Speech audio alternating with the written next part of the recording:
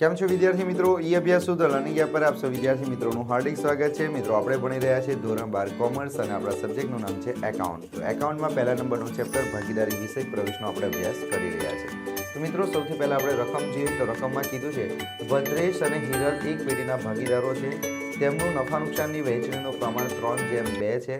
તારીખ 1/4/2016 રોજ ભાગીદારોની કુલ મૂડી 4,20,000 રૂપિયા છે। જો મિત્રો અહીંયા તમારા દાખલામાં ભાગીદારોની જે મૂડી આપેલી છે એ કેટલી આપી છે? 4,20,000। ત્રણે ત્રણની ભેગી આપેલી છે, બરાબર, અલગ અલગ નથી આપી।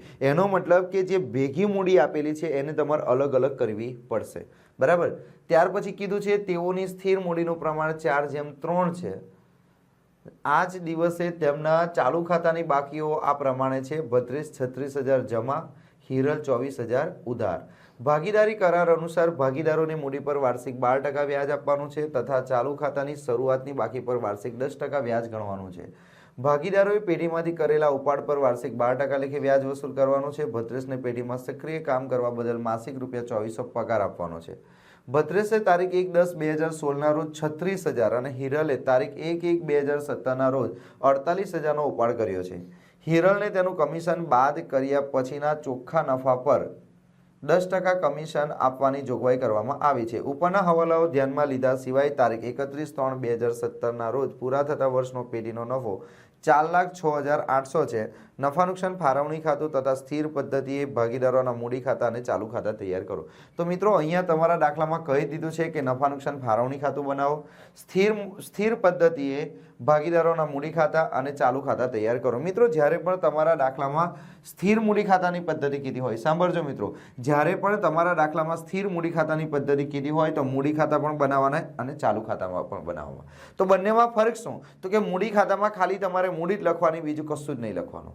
જ્યારે પણ સ્થિર મૂડી ખાતાની પદ્ધતિ કીધી હોય તો મૂડી ખાતામાં ખાલી મૂડી જ લખાય, બીજું કશું જ ના લખાય।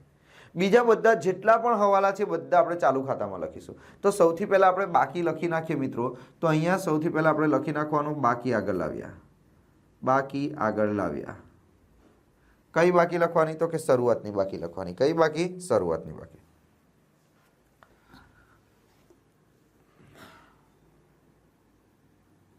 અહીંયા આપણે લખી દેવાનું શરૂઆતની બાકી। અહીંયા તારીખનું ખાનું, બરાબર, આ તારીખનું ખાનું લખી દીધું, બરાબર। તો સૌથી પહેલા આપણે દાખલો જ્યારે ગણીએ તો અહીં શરૂઆતની બાકી લખી દેવાની 1/4। આપણું વર્ષ ક્યારે ચાલુ થાય છે? તો આપણું વર્ષ ચાલુ થાય છે 1/4/2016। અહીં ધ્યાન આપજો, આપણું વર્ષ ક્યારે ચાલુ થાય છે? 1/4/2016। તો શરૂઆતની બાકી આપણી કેટલી? તો કે બાકી આગળ લાવ્યા, બાકી આગળ લાવ્યા। તો સ્ટુડન્ટ બાકી આગળ લાવ્યા જુઓ, ભદ્રેશમાં કેટલા આવશે અને હિરલમાં કેટલા આવશે તે આપણે જોઈ લઈએ। તો સૌથી પહેલા આપણી મૂડી જે છે એટલે કુલ મૂડી કેટલી છે? 4,20,000। તો મિત્રો આ જે 4,20,000ની જે મૂડી છે એ ભદ્રેશ અને હિરલ વચ્ચે આપણે કયા પ્રમાણમાં વેચવાની છે? તો કે તમારા દાખલામાં મૂડીનું પ્રમાણ આપી દીધું છે કેટલું? 4:3। તો સ્ટુડન્ટ આપણે 4:3ના પ્રમાણમાં મૂડીને વેચી નાખવાની। તો પહેલા ભદ્રેશની મૂડી કેટલી થશે? તો કે 4,20,000, 4,20,000 ગુણ્યા ભદ્રેશનું પ્રમાણ કેટલું? તો ભદ્રેશ જો મૂડીનું પ્રમાણ કીધું છે 4:3, 4:3 એટલે ભદ્રેશનું પ્રમાણ કેટલું થાય? 4, બરાબર છે। અને ટોટલ કેટલા? 4 ને 3 કેટલા? 7। અને અહીંયા લખી દેવાનું 4,20,000 ગુણ્યા 3/7। મિત્રો આ તમને ખબર પડી આ ગણતરી કેવી રીતે કરી? સમજવાનો પ્રયત્ન કરો કે આ 4,20,000 રૂપિયા જે મૂડી છે એ કેવી મૂડી છે? કુલ મૂડી છે। કુલ મૂડીનો મતલબ થાય બંનેની મૂડીનો સરવાળો છે। આ બંનેની મૂડીનો સરવાળો કેટલો છે? 4,20,000, 4,20,000। આ 4,20,000 ને આપણે કયા પ્રમાણમાં વહેંચણી કરવાની છે? તો કે 4:3। તો 4:3, તો 4 ને અહીંયા લખવાનું, 3 ને અહીંયા લખવાના, ને 4 ને 3 કેટલા? 7। તો બંનેના છેદમાં કેટલા? 7 લખી દેવાના। તો ચાલો હવે આપણે કરીએ, કેટલા આવશે? 4,20,000 ભાગ્યા 7 ગુણ્યા 4। તો અહીંયા આવશે સ્ટુડન્ટ, ફરી વાર કરીએ, 4,20,000 ગુણ્યા 4 ભાગ્યા 7। તો અહીંયા આવશે 2,40,000। અહીં કેટલા આવી જશે? 2,40,000। અને આ બાજુ આપણે કરીએ તો કેટલા થશે? તો અહીં થશે 1,80,000। તો સ્ટુડન્ટ આપણે કઈ પદ્ધતિએ દાખલો ગણીએ છીએ? તો કે સ્થિર મૂડી ખાતાની પદ્ધતિ। અને મિત્રો જ્યારે પણ સ્થિર મૂડી ખાતાની પદ્ધતિ હોય તો મૂડી ખાતામાં બીજું કશું જ કંઈ આવે નહીં, એટલે અહીંયા તમારે એનું ખાલી શું કરી દેવાનું? ટોટલ કરી દેવાનું। 2,40,000 અહીં લખી દેવાનું 1,80,000। એ જ વસ્તુ તમારે અહીંયા લખી દેવાનું 2,40,000 અને અહીંયા તમારે લખી દેવાનું 1,80,000 એટલે અહીંયા તમારું ટોટલ થઈ જાય એટલે અહીંયા આવી ગયા કેટલા 2,40,000 અને અહીં કેટલા આવી જશે 1,80,000 તો આની સામે તમારે લખી દેવાનું બાકી આગળ લઈ ગયા કઈ બાકી આખરની એટલે આપણું વર્ષ ક્યારે પૂરું થાય 31/3/2017 સ્ટુડન્ટ અહીં ધ્યાન આપો 2016માં આપણું વર્ષ ચાલુ થયું 1/4/2016માં આપણું વર્ષ ચાલુ થયું તો 31/3/2017 રોજ આપણું વર્ષ પૂરું થશે તો મિત્રો અહીંયા આપણે મૂડી ખાતા બનાવી દીધા બરાબર મૂડી ખાતા બનાવ્યા પછી ચાલુ ખાતાની બાકી આપી હશે તમને દાખલામાં તો ચાલુ ખાતાની બાકી સૌથી પહેલા તમારે લખી દેવાની તો ચાલુ ખાતાની બાકી આપી છે જો ચાલુ ખાતાની બાકીઓ ભદ્રેશની કઈ બાકી છે જમા તો ભદ્રેશની જમા બાકી છે તો જમા બાજુ લખી દેવાના 36,000 ભદ્રેશની જમા બાકી છે તો જમા બાજુ લખી દેવાના ચાલુ ખાતાની જમા બાકી 36,000 અને અહીંયા તમારે લખી દેવાનું અહીંયા તારીખનું ખાનું બનાવવાનું રહી ગયું છે તો આપણે બનાવી દઈએ 1/4/2016 શું લખવાનું અહીંયા બાકી આગળ લાવ્યા કઈ બાકી કહેવાય અને શરૂઆતની બાકી બરાબર અને બીજું જો હિરલની 24,000 છે કઈ બાકી ઉધાર તો ઉધાર બાજુ હિરલના ખાનામાં તમારે લખી દેવાના 24,000 અને અહીંયા તમારે લખી દેવાનું તારીખ કઈ તારીખ તો કે 1/4/2016 બાકી આગળ લાવ્યા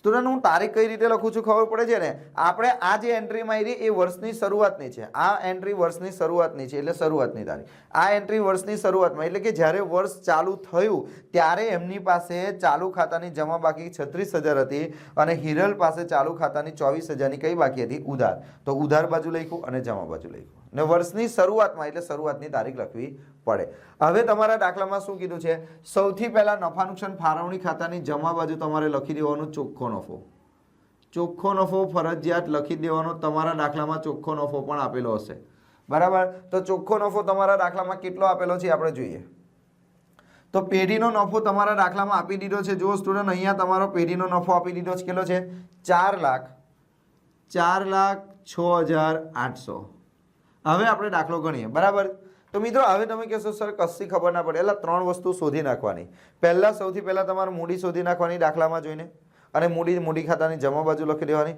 પછી ચાલુ ખાતાની બાકી શોધવાની હવે ચાલુ ખાતાની બાકી જમા પણ હોઈ શકે ઉધાર પણ હોઈ શકે તો ચાલુ ખાતાની બાકી ભદ્રેશની જમા છે તો જમા બાજુ લખી હિરલની ઉધાર છે તો ઉધાર બાજુ બે વસ્તુ ખબર પડી ત્રીજી વસ્તુ કઈ શોધવાની તમારો ચોખ્ખો નફો દાખલામાં આપ્યો જશે એ ચોખ્ખો નફો તમારે નફા નુકસાન ફાળવણી ખાતાની જમા બાજુ બોલો આ ત્રણ એન્ટ્રી ખબર પડશે કે નહીં ખબર પડે બરાબર તો હવે આપણે હવાલા વાંચીએ પહેલેથી ભદ્રેશ અને હિરલ એક પેઢીના ભાગીદારો છે તેમનું નફા નુકસાનની વહેંચણીનું પ્રમાણ 3:2 છે 1/4/2016 રોજ ભાગીદારોની કુલ મૂડી 4,20,000 લખાઈ ગઈ તેઓની સ્થિર મૂડીનું પ્રમાણ 4:3 એ પણ થઈ ગયું આ દિવસે તેમના ચાલુ ખાતાની બાકીઓ થઈ ગઈ ભાગીદારી કરાર અનુસાર ભાગીદારોની મૂડી પર વાર્ષિક 12% વ્યાજ ગણવાનું મિત્રો અહીં ધ્યાન આપો ભાગીદારોની મૂડી પર વાર્ષિક કેટલા ટકા વ્યાજ ગણવાનું છે 12% મિત્રો એક વસ્તુ યાદ રાખો મૂડી પર વ્યાજ હંમેશા ફાળવણી ખાતાની ઉધાર બાજુ આવે મૂડી પર વ્યાજ હંમેશા ફાળવણી ખાતાની ઉધાર બાજુ આવે તો ઉધાર બાજુ તમારે લખી દેવાનું મૂડી પર વ્યાજ શું લખી દેવાનું મૂડી પર વ્યાજ કોણ તો કે ભદ્રેશ અહીંયા આપણે લખીએ ભદ્રેશની મૂડી પર વ્યાજ અને હિરલની મૂડી પર વ્યાજ ચાલો ભદ્રેશની મૂડી કેટલી હતી સ્ટુડન્ટ આપણે મૂડી જોવાની તો ભદ્રેશની મૂડી કેટલી હતી 2,40,000 તો 2,40,000 ના કેટલા ટકા કરવાના તો કે 2,40,000 ગુણ્યા કેટલા ટકા છે મૂડી પર વ્યાજ કેટલા ટકા છે તો 12% તો 2,40,000 ના 12% કરો 2,40,000 ના 12% આપણે કરીએ તો કેટલા થશે તો 2,40,000 ગુણ્યા 12% તો અહીંયા આવશે 28,800 કેટલા આવે 28,800 આ મૂડી પર વ્યાજ આવ્યું ચાલો આપણે હિરલની વાત કરીએ હિરલની મૂડી કેટલી છે 1,80,000 તો આપણે અહીંયા લખી દેવાનું હિરલની મૂડી 1,80,000 કેટલા ટકા વ્યાજ છે તો કે 12% વ્યાજ છે કેટલા ટકા 12% તો 12% કરીએ આપણે 1,80,000 ગુણ્યા 12% તો અહીં થશે 21,600 21,600 આ બંનેનું ટોટલ કરી નાખો 21,600 વત્તા 28,800 તો મૂડી પર વ્યાજ ટોટલ કેટલું આવ્યું તો ટોટલ મૂડી પર વ્યાજ આવી ગયું 50,400 સ્ટુડન્ટ અહીં ધ્યાન આપો, આ જે મૂડીનું વ્યાજ છે એ મૂડીનું વ્યાજ હજુ ચૂકવાયું નથી, ચૂકવવાનું બાકી છે, માટે એની બીજી એક અસર આવશે ચાલુ ખાતાની જમા બાજુ. મૂડી ખાતામાં હવે લખાશે નહીં. જ્યારે પણ તમારા દાખલામાં ચાલુ ખાતા બનાવ્યા હોય તો બધી એન્ટ્રી ચાલુ ખાતામાં જ આવે, મૂડી ખાતામાં ના આવે. બરાબર. તો અહીંયા આપણે મૂડીનું વ્યાજ ક્યારે ગણાય? તો મૂડીનું વ્યાજ હંમેશા વર્ષના અંતે ગણાય. તો તારીખ લખવાની 31/3/2017. અહીં લખી દેવાનું મૂડી પર વ્યાજ. મૂડી પર વ્યાજ કેટલા છે? ભદ્રેશના ખાનામાં કેટલા લખીશું? 28,800 અને હિરલના ખાનામાં કેટલા લખીશું? 21,600. ચાલો પતી ગયું, પૂરું. ચાલુ ખાતાની શરૂઆતની બાકી પર વાર્ષિક 10% લેખે વ્યાજ. મિત્રો ચાલુ ખાતાની જે બાકી છે એ ચાલુ ખાતાની બાકી પર આપણે 10% લેખે વ્યાજ ગણવાનું છે. તો અહીંયા જુઓ આપણી ચાલુ ખાતાની બાકી કેટલી હતી? 36,000. 36,000 પર આપણે વ્યાજ ગણવાનું છે, તારીખ એ જ આવશે. તો અહીંયા આપણે શું લખીશું? ચાલુ ખાતાની બાકી પર વ્યાજ. ચાલુ ખાતાની બાકીનું વ્યાજ. બાકીનું વ્યાજ. ભાઈ ચાલુ ખાતાની બાકી પર વ્યાજ કેટલા ટકા ગણવાનું છે? તમારા દાખલામાં કહી દીધું છે. જુઓ, ચાલુ ખાતાની શરૂઆતની બાકી પર વાર્ષિક કેટલા ટકા વ્યાજ ગણવાનું છે? 10%. તો સ્ટુડન્ટ અહીંયા ધ્યાન આપજો, ચાલુ ખાતાની બાકી કેટલી છે? 32ની ચાલુ ખાતાની બાકી કેટલી છે? 36,000. તો આ 36,000ના કેટલા ટકા કરીશું? તો 36,000ના 12% કરીશું. તો સોરી 10% છે ને, તો 36,000ના 10% કરીએ તો કેટલા થશે? 3600 રૂપિયા. ચાલુ ખાતાની જમા બાકીનું વ્યાજ. અને શું કહેવાય? ચાલુ ખાતાની બાકીનું વ્યાજ. પણ કઈ બાકી? જમા બાકી. તો આ કઈ બાજુ આવ્યો? મૂડી ખાતાની જમા બાજુ. તો અહીંયા કઈ બાજુ આવશે? ઉધાર બાજુ. અહીં લખવાનું ચાલુ ખાતાની જમા બાકીનું વ્યાજ. ચાલુ ખાતાની જમા બાકીનું વ્યાજ કોણ છે? તો કે ભદ્રેશ. તો અહીં તમારે લખી દેવાનું ભદ્રેશ. એવી જ રીતે મિત્રો આ જે હિરલ છે એ હિરલની ચાલુ ખાતાની કઈ બાકી છે? ઉધાર. તો ઉધાર બાજુ આપણે લખી દેવાનું 31/3/2017. શું લખીશું? ચાલુ ખાતાની ઉધાર બાકીનું વ્યાજ. ચાલુ ખાતાની ઉધાર બાકીનું વ્યાજ. ઉધાર બાકીનું વ્યાજ. તો ચાલુ ખાતાની ઉધાર બાકીનું વ્યાજ કેટલું થશે? તો ચાલુ ખાતાની ઉધાર બાકી કેટલી છે બોલો તો કે 24,000. 24,000ના કેટલા ટકા? તો 10%. 24,000ના 10% કેટલા થાય? 2400. તો સ્ટુડન્ટ આ જે વ્યાજ આવ્યું એ વ્યાજ કેટલા રૂપિયા આવ્યું? 2400. કઈ બાજુ આવ્યું? ઉધાર બાજુ. તો ફાળવણી ખાતાની કઈ બાજુ? જમા બાજુ. તો ફાળવણી ખાતાની જમા બાજુ તમારે લખી દેવાના 2400. શું લખવાનું? ચાલુ ખાતાની ઉધાર બાકીનું વ્યાજ. ઉધાર બાકીનું વ્યાજ. ચાલુ ખાતાની ઉધાર બાકીનું વ્યાજ કોણ? તો કે હિરલ. બરાબર. ચાલો આગળ વધીએ આપણે. ભાગીદારોએ પેઢીમાંથી કરેલા ઉપાડ પર વાર્ષિક 12% લેખે વ્યાજ વસૂલ કરવાનું છે. ભદ્રેશને પેઢીમાં સક્રિય કામ કરવા બદલ માસિક ₹2400 પગાર આપવાનો છે. તો સૌથી પહેલા સ્ટુડન્ટ આપણે શું લખવું પડશે? ઉપાડ લખવો પડશે. તો આપણે ઉપાડ આ બાજુ લખી નાખવો પડશે. બરાબર. તો તમારા દાખલામાં જુઓ તમે ઉપાડ ક્યારે કરેલો છે? સ્ટુડન્ટ તમારા દાખલામાં ઉપાડ આપ્યો હશે કોઈ જગ્યા પર. તો અહીંયા કીધું છે ભદ્રેશે તારીખ 1/10/2016ના રોજ 36,000 અને હિરલે 1/1/2017ના રોજ 48,000નો ઉપાડ કરેલો છે. તો સ્ટુડન્ટ સૌથી પહેલા ઉપાડ લખી નાખો. ઉપાડ કઈ બાજુ લખી દેવાનું? ઉધાર બાજુ. કઈ તારીખે ઉપાડ કર્યો? 1/10/2006. તો 1/10/2016ના રોજ ઉપાડ કરેલો છે. તો અહીં લખવાનું ઉપાડ ખાતે. ભાઈ ચાલુ ખાતામાં લખાય. ઉપાડ ખાતે ભદ્રેશે કેટલાનો ઉપાડ કર્યો છે? 48,000નો. સોરી કેટલાનો છે? 36,000. તો 36,000નો ઉપાડ કોણે કર્યો છે? તો કે ભદ્રેશે. પછી પાછી તારીખ લખવાની 1/1/2017. ઉપાડ પર વ્યાજ. ઉપાડ ખાતે લખાશે કેટલા? 48,000. તો સ્ટુડન્ટ આ આપણે શું લખી દીધું? ઉપાડ. એક વસ્તુ યાદ રાખો સ્ટુડન્ટ, મૂડી જેવી રીતે જમા બાજુ જાય એવી રીતે ઉપાડ હંમેશા કઈ બાજુ લખાય? ઉધાર બાજુ. અને એક બીજી વસ્તુ કહી દો કે જ્યારે પણ તમે ચાલુ ખાતા બનાવતા હોય, તમારા દાખલામાં ચાલુ ખાતાની બાકી આપી દીધી હોય તો ચાલુ ખાતું બનાવવાનું. અને મૂડી ખાતામાં મૂડી સિવાય કશું જ નહીં લખવાનું. બધું કયા ખાતામાં લખવાનું? ચાલુ ખાતામાં. બસ આટલો જ ફરક છે.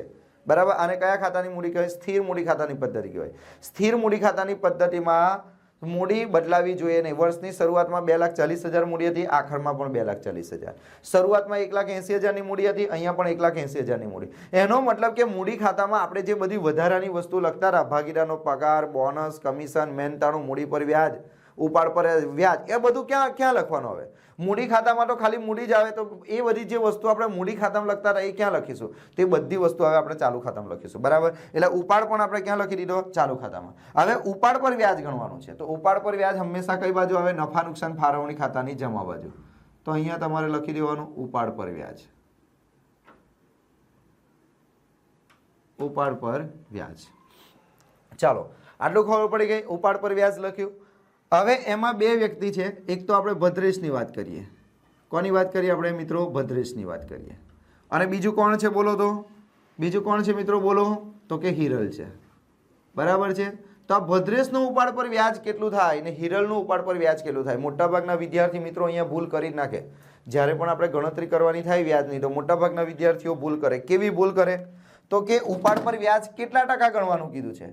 તો જો અહીંયા તમારા દાખલામાં કીધું છે કે ઉપાડ પર વાર્ષિક 12% લેખે વ્યાજ છે. વાર્ષિક આ 12% જે છે ને એ વાર્ષિક વ્યાજ છે. બરાબર? હવે આપણે જોઈએ સૌથી પહેલો વ્યક્તિ ભદ્રેશ. ભદ્રેશે 36,000 રૂપિયાનો ઉપાડ કર્યો. મોટાભાગના વિદ્યાર્થીઓ શું કરે મિત્રો ખબર છે? વધારે પડતા ફોર્મમાં આવી જાય. અહીંયા જોઈ લો 36,000 રૂપિયા ભદ્રેશે ઉપાડ કર્યો, તો અહીંયા 36,000 રૂપિયા લખી નાખશે ફટાફટ. ફોર્મમાં માટે આવી જશે 36,000. ઉપાડ પર વ્યાજ કેટલા ટકા છે? તો કે 12%. તો ગુણ્યા 12% લખી દેશે. પછી ઉપાડ પર વ્યાજ જે હોય તે લખી દેશે. સ્ટુડન્ટ આવું ક્યારે પણ નહીં કરવાનું. હંમેશા રકમને વાંચો, રકમને સમજો અને પછી આગળ વધો. અહીંયા તમે જ્યારે ઉપાડ પર વ્યાજ ગણશો તો સૌથી પહેલા એ નક્કી કરો કે તમે કઈ તારીખે ઉપાડ કર્યો. અહીંયા તમે જોશો, એક એક્ઝામ્પલ તરીકે હું તમને કહું કે તમે કોઈ બેંકમાં જાઓ છો. બરાબર? હવે માની લો કે તમે બેંકમાં ગયા અને બેંકમાં જઈને તમે 11મા મહિનામાં લોન લીધી. કયા મહિનામાં લોન લીધી? 11મા મહિનામાં.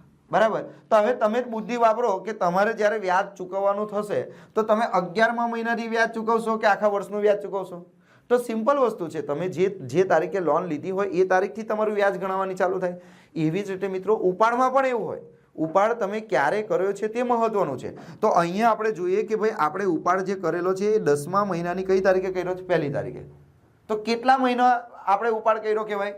તો અહીંયા ધ્યાન આપો. આ રીતે તમારે ગણતરી કરવાની. ના ખબર પડે તો આપણું વર્ષ આ રીતે ચાલુ થાય. જો આપણું વર્ષ ક્યારે ચાલુ થાય? ચોથા મહિનાથી. ચોથો મહિનો, 5મો, 6ઠો, 7મો, 8મો, 9મો, 10મો, 11મો, 12મો, પહેલો, બીજો અને ત્રીજો. સ્ટુડન્ટ તમને ખબર જ છે કે આપણું વર્ષ ચોથા મહિનામાં ચાલુ થાય અને ત્રીજા મહિનામાં આપણું વર્ષ શું થાય? પૂરું થાય. હવે જો તમે જે ઉપાડ કર્યો છે કયા મહિનામાં કર્યો? 10મા મહિનામાં. એટલે તમે 10મા મહિનામાં ઉપાડ કર્યો તો 10મા મહિનાથી કેટલા મહિના સુધી વ્યાજ ગણવાનું? તો 10મા મહિનાથી લઈને કયા મહિના સુધી? ત્રીજા મહિના સુધી. તો ગણો કેટલા થયા?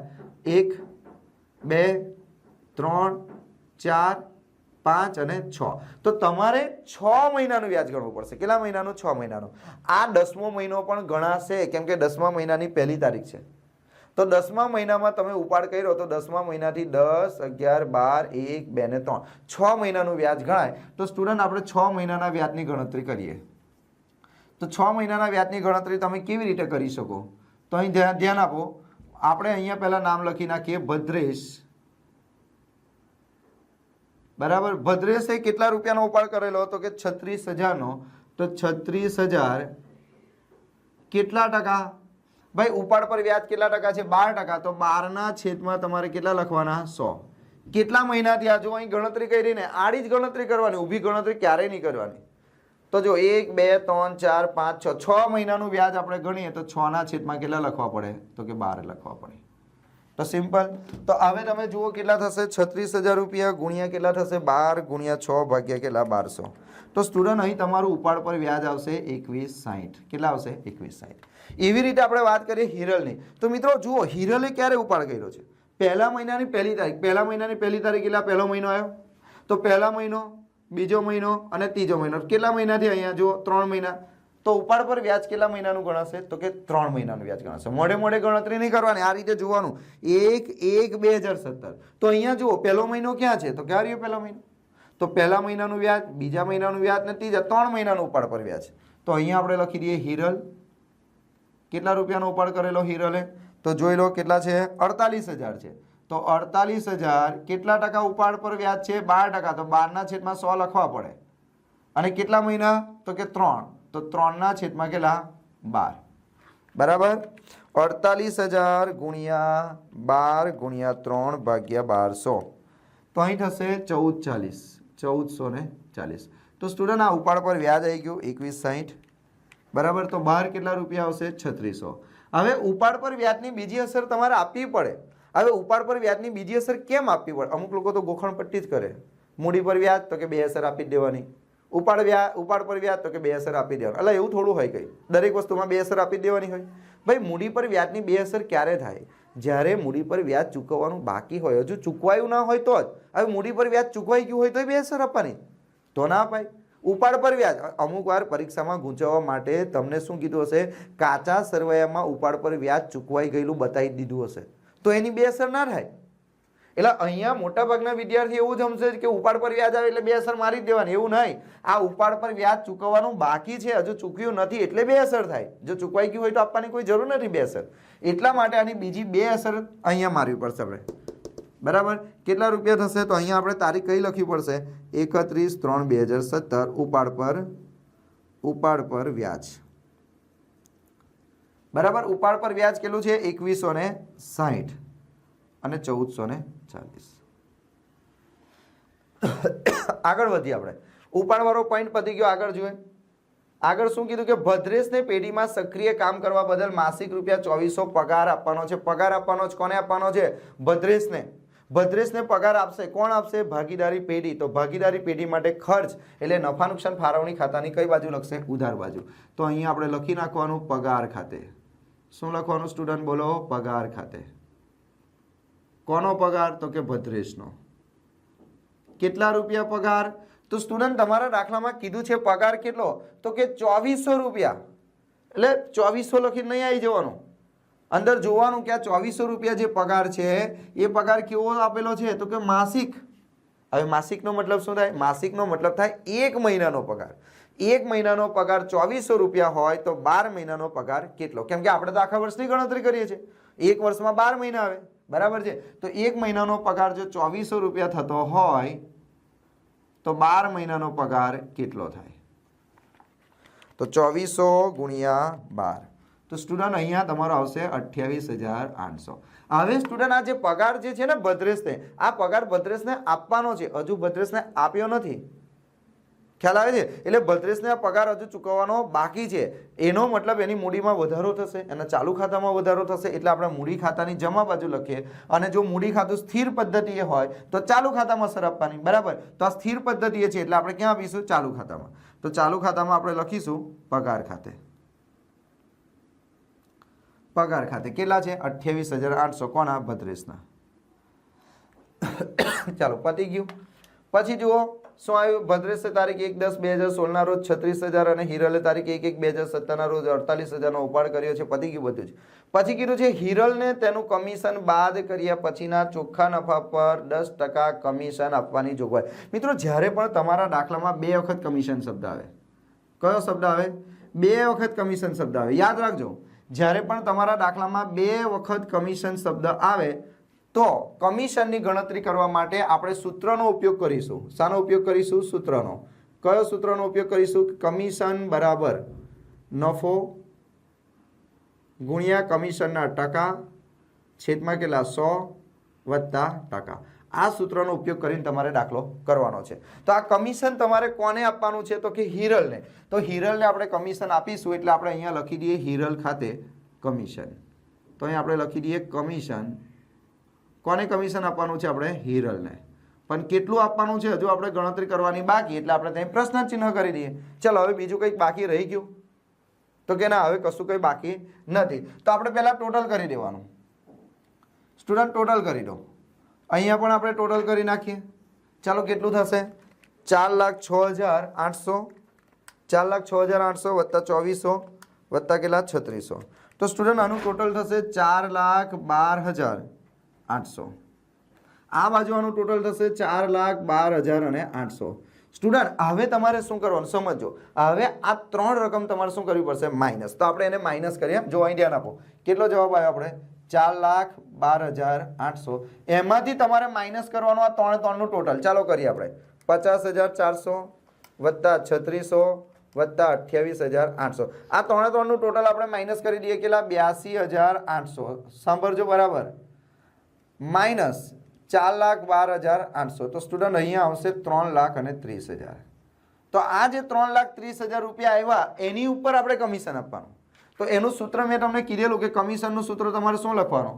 તો કે ચોખ્ખો નફો, નહીં તો પછી આ રીતે લખવાનું, નફો ગુણ્યા કમિશનના ટકા, કમિશનના ટકા છેદમાં કેટલા? 100 વત્તા કમિશનના ટકા, કમિશનના ટકા. બરાબર. તો સ્ટુડન્ટ અહીં શું થશે? અહીં 3,30,000 આવ્યા તો 3,30,000 ગુણ્યા કેટલું કમિશન આપવાનું છે? જુઓ કમિશન કેટલા ટકા આપવાનું છે? 10. તો ગુણ્યા કમિશનના ટકા કેટલા કરવાના? 10 અને છેદમાં શું કરવાનું? 100 વત્તા કમિશનના ટકા. તો 100 વત્તા કમિશનના ટકા 10 એટલે 110. તો 3,30,000 ગુણ્યા 10 ભાગ્યા 110. તો સ્ટુડન્ટ કમિશન તમારું કેટલું આવી ગયું? અહીંયા 30,000. બોલો ખબર પડી? કમિશન કેવી રીતે ગણવાનું? ફરી વાર બોલું છું, ધ્યાન આપજો. આ બાજુનું તમારે સૌથી પહેલા શું કરી દેવાનું? ટોટલ. એ ટોટલને સાઈડ પર લખો થોડી વાર માટે. એમાંથી આ જે ટોટલ આવ્યું કમિશન સિવાયનું ટોટલ, હા, કમિશન સિવાયનું જે ટોટલ છે એમાંથી માઇનસ કરી દો. એટલે કેટલા? 3,30,000. તો આ 3,30,000 પર તમારે કમિશન ગણવાનું, પણ કઈ રીતે? આ સૂત્રની મદદથી. અને આ સૂત્ર ક્યારે યુઝ કરવાનું? જ્યારે તમારા દાખલામાં 2 વાર કમિશન શબ્દ હોય ત્યારે. ચાલો તો હવે આપણો વહેંચણી પાત્ર નફો કેટલો મળી ગયો? તો અહીંયા લખવાનું વહેંચણી પાત્ર નફો. વહેંચણી પાત્ર નફો પહેલા ભદ્રેશની વાત કરીએ આપણે. ભદ્રેશ અને બીજું કોણ છે? હિરલ. તો સ્ટુડન્ટ કરો 3,30,000 માંથી 30,000 જાય તો અહીંયા નફો તમારો કેટલો આવી ગયો? 3 લાખ. તો આ 3 લાખને તમારે કયા પ્રમાણમાં વેચવાના? બોલો તો નફા નુકસાનના પ્રમાણમાં. તો સ્ટુડન્ટ તમારા દાખલામાં નફા નુકસાન વહેંચણીનું પ્રમાણ આપી દીધું છે કેટલું? 3:2. તો એ તો આવડે ને તમને? 3:2 ના પ્રમાણમાં વેચતા આવડે. 3:2 ના પ્રમાણ વેચવું હોય તો અહીં કેટલા છે? 3 લાખ. હવે 3:2 અને બીજાના કેટલા? 3 લાખ. તો અહીંયા ધ્યાન આપો, અહીં ગુણ્યા કરી દેવાના. અહીં પહેલા 3 છે એટલે ઉપર 3, આ 2 છે તો અહીંયા ગુણ્યા 2, 2 નો સરવાળો 3 ને 2 5, 5 કરો.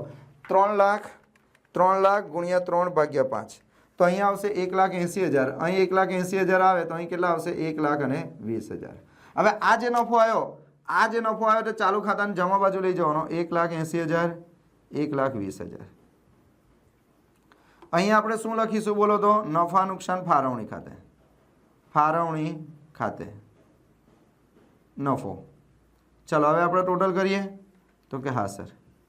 ભાઈ ટોટલ તો ગમે તે આવી શકે. કઈ બાજુનું ટોટલ વધારે છે તે જોઈ લેવાનું. જો આ બાજુનું ટોટલ વધારે લાગે છે તો આ બાજુનું ટોટલ આપણે પહેલાં કરીએ. બરાબર. તો કેટલા થશે? 36,000 વત્તા 28,800 વત્તા 3600 વત્તા 28,800 વત્તા 1,80,000. તો સ્ટુડન્ટ અહીં આવશે 2,77,200. બરાબર. 2,77,200. એમાંથી માઇનસ કરી દો. કેટલા થશે? 36,000 માઇનસ 21,60. તો અહીંયા આવશે 2,39,040. તો આને શું કહેવાશે? બાકી આગળ લઈ ગયા. બાકી આગળ લઈ ગયા. 31/3/2017. એવી રીતે આ બાજુ જુઓ. આ બાજુનું ટોટલ કરતાં આ બાજુનું ટોટલ વધારે લાગે છે. બરાબર ને? તો મિત્રો હવે આપણે હિરલનું ટોટલ કરીએ. બરાબર. તો હિરલનું ટોટલ કેટલું થાય? તો કે 1,20,000 વત્તા 21,600. તો સ્ટુડન્ટ આપણું ટોટલ થાય 1,41,600. અહીંયા કોઈક વસ્તુ રહી ગઈ છે તો આપણે ચેક કરીએ શું લખવાનું રહી ગયું છે આટલામાંથી. જો મૂડી પર વ્યાજ લખાઈ ગયું છે તો કે હા. બરાબર. ચાલુ ખાતાની ભદ્રેશનું લખાય, ચાલુ ખાતાની બાકીનું વ્યાજ 3600 લખાઈ ગયું તો કે હા. ચાલો પગાર લખાઈ ગયો 28,800 તો કે હા. આ કમિશન લખાયું તો કે ના. કમિશન રહી ગયેલું સ્ટુડન્ટ, તો કમિશન આપણે લખવું પડશે. તો અહીંયા કેટલા રૂપિયાનું કમિશન લખી નાખીએ આપણે? 30,000. કોનું કમિશન હતું? હિરલનું. તો અહીંયા તમારે લખી નાખવાનું કમિશન ખાતે. ચલો હવે આપણે ટોટલ કરીએ. કેટલા થશે? 1,20,000 વત્તા કેટલા? 30,000 વત્તા 21,600. તો અહીં કેટલા થશે? 1,71,600. અહીં કેટલા થશે? 1,71,600 માઇનસ 24,000 માઇનસ 2,400 માઇનસ 48,000 માઇનસ 1440.